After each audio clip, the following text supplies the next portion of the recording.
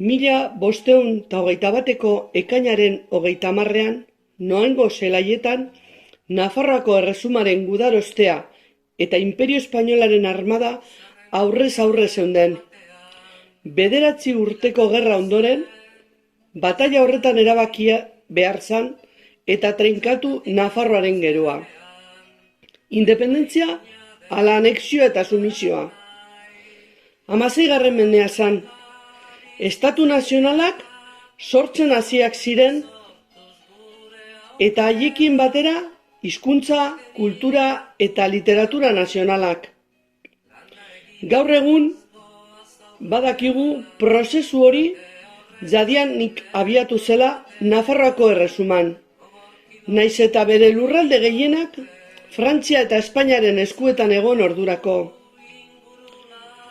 Konkistak prozesu hori ez zuen errotik moztu, Etxeparek eta Leizarragak, Azularrek berak ere erakutsi zuten bezala. Baina euskaldunok estatu nazional indartsu bat izateko aukera galdu genuen. 1608an, Frantziako erreinuak Nafarroako erresuma anexionatzean, azken lurralde euskaldun independientea galdu genuen. Orain arte, 4 mende independentzia nazionalik gabe.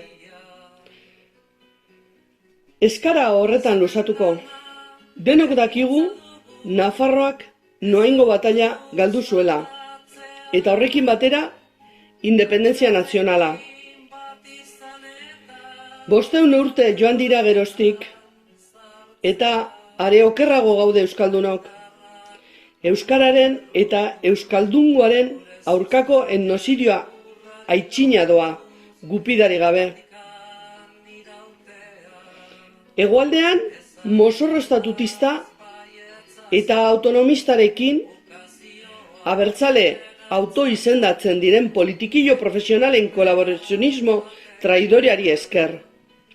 Eta iparraldean, bere gordinean, mozorrori gabe, gure hizkuntza hilzorian da.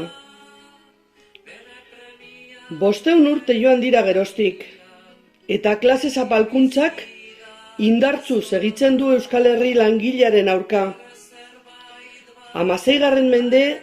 mendean kapitalismoa sortzen ari zen, feudalismoaren erraietan. 21. mendean imperialismoa.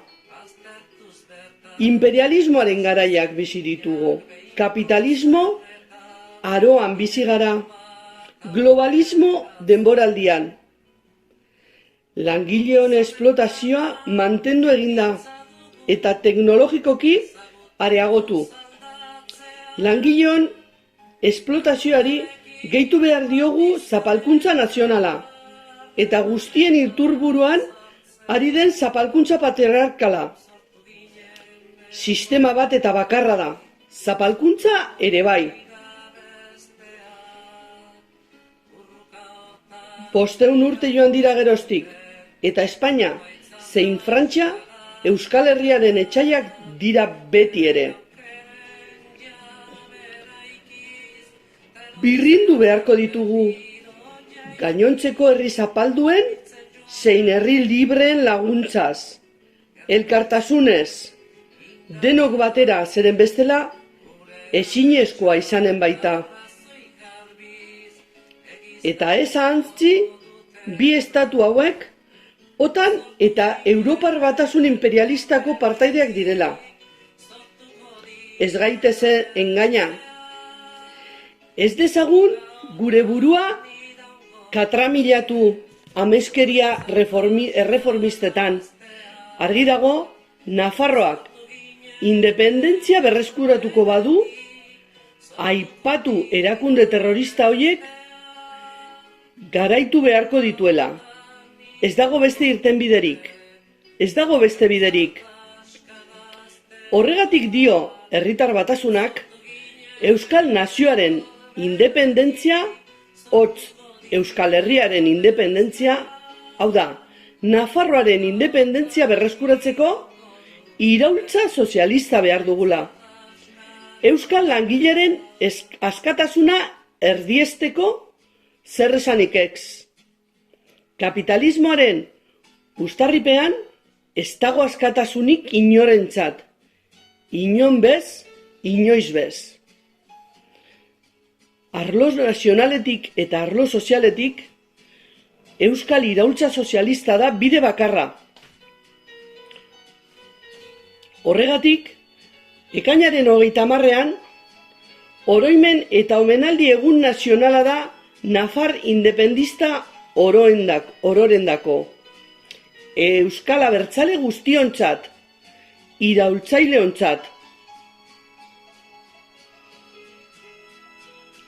Agian, denon lanaz eta borrokaz, Nafarroako Euskal Errepublika Sozialistaren independentzia nazionala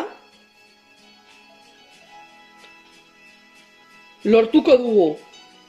Horretarako formakuntza, antolakuntza, batasuna eta borroka ezinbestekoa izango dira. Jotake irabazi arte. Gora Euskal iraultza sozialista. Aberria, iraultza, ala hiri.